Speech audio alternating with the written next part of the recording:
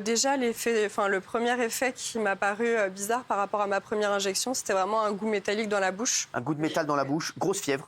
Exactement, et une Épuisement fatigue générale. Oui, tout à fait. Et essoufflement important. C'est ça. On va s'arrêter à chaque fois parce que Jean-Paul, ce goût de métal dans la bouche, c'est normal ça ou pas? Bon, ça a été décrit. C'est pas comme des effets, comme les gens qui n'ont plus de goût, les gens qui n'ont plus d'odorat. Quand on est essoufflé, on pense plutôt à un début de myocardite, à un risque de myocardite qui arrive rarement, mais qui existe. Ouais, ça. Alors, à partir de combien de temps vous les avez ressentis? Tout de suite après? Oui, tout de suite après. Tout de suite après, c'est-à-dire quoi? Oui, immédiatement, dans les jours qui suivaient. Dans les jours qui suivaient. Oui. Donc vous êtes dit, c'est sûr que c'est le vaccin. C'est ça. Voilà.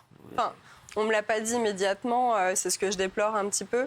Je suis en train de pointer du doigt pharmacovigilance puisque j'ai été donc entendue par Monsieur Villani, qui est président du comité parlementaire des choix scientifiques et technologiques, qui justement sont en train de tabler sur la question de du recensement entre les mains de pharmacovigilance, puisqu'aujourd'hui, un médecin, un urgentiste, quand il vous diagnostique une pathologie grave ou pas d'ailleurs, il n'a pas l'automatisme de poser une question sur oui ou non vous avez été vacciné et si c'est le cas, est-ce qu'il y a un lien? Ce n'est pas le premier automatisme pour un médecin. Et donc, on peut mettre en cause, à l'heure où on parle, les chiffres qui sont entre les mains de pharmacovigilance. En tout cas, c'est une question que les rapporteurs se posent au Sénat aujourd'hui. Alors, Héloïse, à la fin de l'été, vous êtes atteinte d'une infection bactérienne du rein. C'est ça. Une pyélonéphrite. Oui, voilà. Pyélonéphrite aiguë gauche.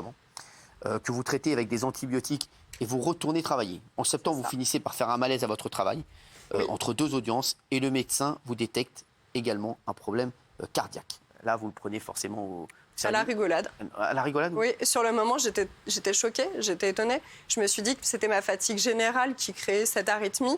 Et au départ, je ne voulais pas le croire. Non. Bah oui, à 31 ans, on vous dit votre cœur, il est défaillant, vous avez une arythmie. Vous n'y croyez pas trop sur le moment. Et là, le cauchemar continue pour vous, Héloïse, puisque dans les semaines qui suivent, vous développez des douleurs très intenses dans les jambes, comme des brûlures internes. Exactement. Ça, Jean-Paul aussi, ça arrive. Parce que là, j'ai l'impression que la pauvre Héloïse, elle a eu tout en même temps. Alors sur la myocardite, c'était connu. Et c'est pour ça d'ailleurs qu'on a arrêté de faire des vaccins. Le vaccin de Moderna, on a arrêté de le faire chez les gens qui avaient moins de 50 ans parce qu'on avait découvert que dans des cas qui étaient quand même relativement rares, il y avait 132 cas sur 1 million de vaccins de myocardite. Il faut savoir quand même que la myocardite, la plupart du temps, c'est sans séquelles. Il y a des myocardites d'origine virale et moi j'ai eu un membre de ma famille jeune qui a fait une myocardite il y a quelques années, qui a été hospitalisé quelques jours et qui a repris complètement une activité normale avec le sport. Donc c'est vrai que... Bon. Mais la myocardite, c'était connu, c'était un des effets du vaccin, 132 cas sur 1 million. Juste, Héloïse. Encore une fois, les chiffres, ils sont à revoir avec pharmacovigilance. Je cite ceux de la NSM. C'est un des sujets qui en pour parler au Sénat, donc Héloïse, on peut quand même émettre une parenthèse, s'il vous plaît. Héloïse, on va continuer parce qu'il n'y a pas que ça. Héloïse, j'ai une petite question à vous poser. Vous avez donc 31 ans? 32 aujourd'hui. 32 aujourd'hui. Est-ce que vous aviez des problèmes de santé? Du tout, aucun antécédent. Moi, là, je pose la question, et la vraie question qu'on a posée plusieurs fois dans cette émission. Héloïse, 31 ans, elle n'a pas de problème de santé. Pourquoi a-t-elle fait le vaccin? Je suis désolé, même il faut calculer le bénéfice-risque. Je suis désolé, elle n'avait pas à le faire. Je suis désolé, j'aurais préféré qu'elle attrape le Covid. Voilà, à 31 ans, elle est en pleine santé, elle aurait eu bien moins de problèmes que si elle n'a pas fait le vaccin. Ah oui. Voilà, là, elle a fait le vaccin. Là, pour moi, c'est vraiment, je vous dis, ça, c'est ce que j'ai dit maintes et maintes fois ici. Il faut vraiment à chaque fois calculer le bénéfice-risque sur une personne de 31 ans en bonne santé. Je suis désolé, le vaccin n'était pas indispensable et elle n'aurait pas dû le faire. Je suis désolé, Jean-Paul. Excusez-moi. Non, j'ai pas tort. Je suis désolé, j'ai pas tort. Non, je suis désolé, Jean-Paul, arrêtez. Vous avez tort, parce que malheureusement, le rapport bénéfice-risque, il est en faveur du vaccin. Mais non, mais... Ce qui est arrivé à mais Héloïse... Jean-Paul, même quand vous donnez un chiffre... Attends, ce qui est arrivé à Il y a Héloïse, une c'est tout à enquête fait par le regrettable. Sénat, je répète. Mais Oui, c'est regrettable. Ce qui est arrivé, Ce qui est arrivé à Héloïse, c'est rien. Moi, j'ai des exemples de personnes jeunes de Vous n'avez pas 24 parlé avec ans monsieur en bonne Villani, santé je qui peux se sont pas fait accepter retrouver en ça. réanimation. Jean-Paul, J'ai vous parlé avec dites- M. Villani le 4 avril. Il est en train de parler justement de la défaillance de pharmacovigilance. Les médecins ne sont pas. Attends, Mais mais ça les n'a rien à médecins voir ne avec sont Jean-Paul, pas c'est dans pas de votre faute. l'automatisme de Mais dire, quand on- juste, vous avez une Héloïse. pyélonéphrite aiguë, on va recenser chez pharmacovigilance. Il faut savoir que le 12 juillet, du 12 juillet jusqu'au 8 mars, j'ai pas été recensée. Non, mais- Je suis peut-être un cas d'école. Héloïse, moi, je vais vous viens dire... pas me dire que c'est à l'instant T qu'on mais là, recense. ça n'a rien à Héloïse, voir moi, avec quand ce qu'on vient de j'entends, dire et sur le Jean-Paul vaccin. Hamon, c'est pas de sa faute, mais Mais je sais, j'ai rien contre quand monsieur j'entends des Hamon. médecins vous dire c'est regrettable, mais qu'est-ce qu'on s'en fout d'entendre c'est regrettable? Sa vie, elle a des problèmes de santé alors qu'elle n'en avait pas avant. Sa vie, elle a basculé alors qu'elle était tranquille, elle n'a rien demandé à personne. Elle va faire le vaccin, comme tout le monde, parce qu'on lui a dit il faut faire le vaccin, sinon tu vas rester chez toi, tu vas pouvoir rien faire, tu vas rester en dehors de la société. Et aujourd'hui, eh bien, Héloïse, qu'est-ce qui se passe? Elle a 32 ans, eh bien, elle a une multitude de problèmes de santé. Pour moi, je vous le dis, c'est inadmissible. Je suis désolé, c'est inadmissible. Et le bénéfice sur une personne de 30 ans, je vais vous dire, ce qu'il faut calculer, c'est le nombre de personnes de moins de 30 ans ou de 30 ans qui ont vraiment des problèmes. Et je peux vous dire que moi, à mon avis, qui ont vraiment des problèmes s'ils avaient eu le Covid sans être vaccinés, je pense qu'il y en a beaucoup moins qui ont des problèmes que ceux qui se sont fait vacciner. Je vous le dis. Et là, c'est ça qu'il faut calculer. Mais ça, pour moi, ça, quand je vois le cas d'Héloïse, je suis désolé parce que vraiment, votre cas me touche. Franchement, je suis outré. Je suis désolé, je suis outré. On peut pas. Tout le monde l'a dit. La vaccination, c'est pour les plus âgés. Je suis désolé. Pour les personnes à risque, elle n'était pas à risque. Elle a pris elle-même un risque. Delphine. Mais elle était obligée de le faire parce que sinon, elle aurait peut-être perdu son emploi, elle aurait pu sortir de chez elle, elle aurait pu prendre les transports en commun. Et on a le même âge. Moi, je suis hyper saine, je fume pas, je bois pas et tout, jamais de problème de santé. Depuis ça, mes règles, alors que j'étais réglée à 30 ans, c'est absolument n'importe quoi. De la même manière, je tremble. Elle a le problème aussi, Héloïse. J'ai une aménorrhée de 9 mois, donc aujourd'hui, j'ai plus de règles. C'est incroyable. Les tremblements aussi, on n'en parle pas. Moi maintenant je tremble et les pertes de mémoire aussi j'en ai depuis ça alors qu'avant j'avais une mémoire infaillible. Donc il y a beaucoup de personnes que je recense sur mon comité qui ont des problèmes de mémoire, c'est des incroyable, problèmes neurologiques, vasculaires. Je suis pas un cas d'école. La péricardite pour un ami qui est chirurgien que je salue à l'antenne d'ailleurs, Nizar, voilà. Péricardite aiguë, post-faillite. Héloïse, vous avez donc 32 ans, vous avez fait le vaccin à 31 ans, deuxième dose de vaccin et vous êtes victime d'effets secondaires. On va rappeler les effets secondaires. D'abord, vous avez des douleurs très intenses dans les jambes, comme des brûlures internes au départ. Après, on vous décèle une incontinence des veines profondes des deux jambes aussi. Ça, je l'avais oublié. Et vous faites opérer en urgence. Oui, lébectomie, oui. Exactement. Ça, c'est courant aussi. Hein. C'est assez courant aussi. Voilà, et vous avez eu des problèmes cardiaques. Vous avez eu une infection bactérienne du rein. Aujourd'hui, Héloïse, vous auriez fait quoi si vous auriez pu revenir en arrière? Déjà, j'aurais pas incité ma mère à se faire vacciner parce qu'aujourd'hui... Votre mère a quel âge? 63 ans. Mais peut-être que ça aurait été... Oui, mais votre maman, je pense que... Oui, mais bon, enfin, j'étais pas d'accord avec mes deux sœurs. Il y avait un débat. Pas très bien, non. Donc, on va pas faire... bien là aussi des effets secondaires? Elle a eu une fatigue générale et... Oui, mais vous l'avez aussi si vous avez la Covid, hein, donc voilà. Oui, si elle n'a qu'une fatigue générale, ça va. C'est normal que je culpabilise et que je pense à ma mère au vu des effets que moi je subis, des effets. Mais votre maman, je pense qu'elle a bien fait de faire le vaccin. Moi, je suis pour les personnes plus âgées, je suis quand même. Mais si vous voulez, j'étais vraiment face à deux de mes sœurs qui étaient pas pour le vaccin, donc il y avait un débat familial et moi j'étais pour.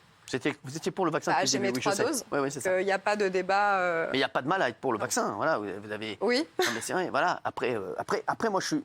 Comme on l'a dit ici. Je suis contente de ne pas avoir vacciné ma fille, en tout cas. D'accord. Je la ferai pas vacciner. Quel âge? 7 ans. D'accord. Non, mais oui, 7 ans, oui, ça va. Oui, Jean-Paul, vous vouliez dire quelque chose depuis tout à l'heure? Non, il ne faut pas refaire le débat sur le vaccin. Bah si, on va incontestablement, le vaccin, il a permis d'éviter des tas d'hospitalisations, il a permis d'éviter des tas de morts. Et c'est vrai que si le vaccin a des effets secondaires chez une très faible partie de la population... On est sur des chiffres, Mais bien sûr, sur le coup, par exemple, je prends l'exemple quand il s'agit de vacciner les adolescents. moyen au Sénat. Quand il s'est agi de vacciner les adolescents, on s'est aperçu qu'il fallait systématiquement faire un test pour savoir s'ils avaient eu la Covid ou pas. Parce que si on faisait une deuxième dose chez les adolescents, il y avait un risque de myocardite dans un cas sur 140 000. D'accord ? Et donc, moyennant quoi, on a fait ce test-là. Moi, j'y crois pas à toutes ces études. Attends, mais quand vous êtes sur une population, que vous vaccinez l'ensemble de la population, vous protégez les personnes fragiles. Regardez ce qui se passe actuellement, où les gamins dans les classes retirent les masques, ils en avaient marre, on comprend bien. Mais qu'est-ce qu'on voit, nous, en ce moment ? On voit des classes entières où il y a 9 cas, 10 cas, 15 cas. Ces gamins-là, ils rentrent, ils voient leurs grands-parents, qui ont eu la 3e dose au mois de septembre. Ces gens-là, ils sont fragiles. Donc voilà. Jean-Paul, pour moi, elle aurait jamais dû faire le vaccin. Et il y a de nombreux médecins qui sont d'accord avec moi. Le professeur Raoult, il est d'accord. Non, mais Raoult, attends, laisse-le où il est. Non, mais il n'y a pas que le professeur Raoult. Il n'y a pas que le professeur Raoult. Il y a le professeur Raoult, il y en a énormément d'autres. Oui, Gilles Verdez. Jean-Paul, j'ai une question pour vous. Quand Pfizer a signé son contrat avec l'État français, il y a une clause qui dit Pfizer ne sera pas responsable. Non, mais l'État va être responsable. Oui, mais laissez-moi finir, en cas d'effet secondaire. Ce qui d'ailleurs perturbera l'indemnisation éventuelle d'Héloïse. Ma question, elle est simple. Est-ce que Pfizer ne savait pas à un moment qu'il y aurait des effets secondaires et aurait caché la vérité ? Il le savait, c'est sûr. Oui, il y a toujours des effets secondaires. Oui, mais ils ont sans doute caché. Mais il y en a des effets secondaires. Les États ont imposé un rythme accéléré de mise sur le vaccin, de mise sur le marché du vaccin, qui a été mis sur le marché en moins d'1 an, avec des procédures qui ont toutes été respectées, mais parce qu'ils ont gagné du temps sur les évaluations, sur les phases. Et incontestablement, Pfizer savait qu'il avait vacciné des milliards de personnes et qu'il ne pouvait pas se retrouver. Vous savez, il y a des actions de justice, des actions de classe. Vous avez des groupes, ce qui s'est passé pour Mediator. Je peux vous dire que là, Mediator, c'est un pur scandale, mais on ne pouvait pas exclure qu'il y ait des effets. Donc on savait qu'il y aurait des effets secondaires grave.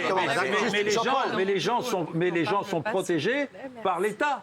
L'État s'est engagé. Pfizer s'est dédouané, mais l'État s'est engagé. Jean-Paul, quand vous dites tout à l'heure, il y a des enfants dans les classes, après ils vont voir leurs grands-parents. Qu'est-ce qu'on s'en fout qu'ils soient réglés ? Parce que ça n'arrête pas la transmission. On peut transmettre le Covid. Attends, on sait quand même. Mais leurs grands-pères, ils sont vaccinés, donc ils sont. Voilà. Non, mais justement, quand tu es vacciné, on n'a pas besoin de ta troisième dose, quand tu as eu ta 3e dose au mois de septembre, que tu commences, on sait très bien que l'immunité, elle n'est pas éternelle, notamment chez les personnes âgées qui ont une immunité qui est défaillante. Donc effectivement, tu fais courir un risque à des personnes fragiles.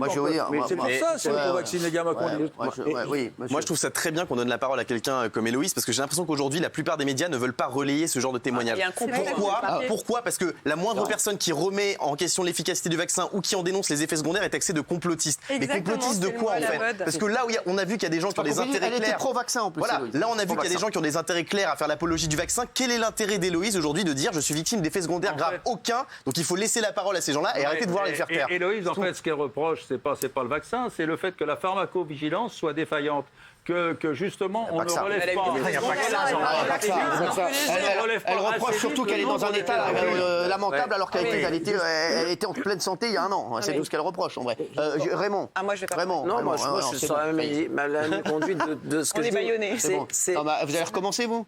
Les baïonnés, on va vous harceler aussi. Je donne la parole à Raymond, on va vous entendre après. On a déjà un médecin ici, je pense qu'il connaît mieux le dossier que vous. Moi, je pense qu'on aurait vraiment dû faire, puisqu'on prend toujours exemple sur les autres pays, il y a d'autres pays qui ont forcé la vaccination des personnes âgées. Je pense qu'on aurait dû forcer la vaccination des personnes âgées et laisser tranquille des adolescents de 10 ans, 12 ans, 16 ans. Nous, on est pour le vaccin, mais pour les vaccins, pour les plus âgés. On est pour le vaccin, mais pour les personnes à risque, parce qu'on nous dit on a vacciné un môme de 16 ans parce qu'on n'a pas été capable de vacciner quelqu'un de 87 ans. Mais c'était là le problème, il fallait vacciner la personne de 87 ou de 90 ans au lieu de taper sur le môme de 16 ans. Mais la personne de 87 ans, on va lui dire, si tu ne te vaccines pas, tu ne pourras pas aller au fast-food. Il va dire, j'en ai rien à foutre, je reste chez moi. Donc c'est plus facile de dire au môme de 16 ans. Mais c'est ce qui s'est passé, vous rigolez à chaque fois avec mon exemple de piscine et de fast-food. Mais c'est ce qui s'est passé. On a dit aux ados, vous sortirez plus. Il y a des effets secondaires de la Covid aussi chez les gamins, et ils sont rarissimes, mais ils existent. Et si votre gamin se retrouve en réanimation sans avoir été vacciné, je peux vous dire, les parents qui ne vaccinent pas leurs gamins, ils ont la culpabilité aussi. Mathieu, pendant la pub, pour la première fois, tu m'as dit, je suis un petit peu d'accord avec toi. Non, Bah si, tu me l'as dit. Tu me l'as dit. Ah oui, j'ai dit qu'effectivement. C'est couilles, hein. Non. Plutôt faire attention à ce qu'on dit. Non, mais c'est plus compliqué que ça. C'est vrai que sur les personnes jeunes. C'est ce que j'ai dit. Voilà, sur les personnes jeunes. Après, pose la question. Ce qui est très compliqué, c'est de faire du cas par cas. Professeur Raoult, ce qu'il disait, c'était il faut que chaque personne aille voir un médecin. Il le regarde. Tu as besoin, tu n'as pas besoin. Ça, on peut pas. Non, il n'a pas dit ça. Donc, il a dit qu'il était pour les personnes plus âgées, qui à risque. Voilà. Bien sûr, quand je vois mademoiselle, ça me touche. Et ce qu'a dit aussi Delphine, j'ignorais. Donc effectivement que je ne suis pas 100%, on n'est jamais 100% dans un cas. Maintenant, je pense que le rôle de l'État ou le rôle des médecins, à un moment donné, c'est de faire un choix, c'est de faire le choix de la majorité. Et je reste quand même persuadé que le choix de la majorité, pour un mauvais cas comme cette jeune fille, et je le regrette, c'est très triste, la grande majorité, je pense, ça a été positif. Maintenant, je ne suis pas médecin. La grande majorité a conscience que le recensement entre les mains de Géraldine Maillet, qui l'a pharmacovigilance... baïonné, comme on l'appelle sur les réseaux, là, en ce moment. Alors, non, moi, je vous écoute avec beaucoup d'attention et d'émotion. Effectivement, voilà, c'est affreux. La seule chose, c'est que, en fait, je ne sais pas, un docteur, on en parlait tout à l'heure pendant la pub, effectivement, c'est affreux, mais quand on vaccine des milliards de personnes, il y a forcément plus de malchance qu'il y ait des effets secondaires. C'est horrible de dire ça, je suis désolé, c'est horrible de dire ça. Quand on prend des médicaments... Vous allez lui dire à Héloïse, excuse-moi, c'est la faute, t'as pas de chance, ma chérie. Mais tu connais un vaccin où il n'y a pas de risque? Vous savez que... Est-ce que tu connais un vaccin qu'on t'oblige à faire?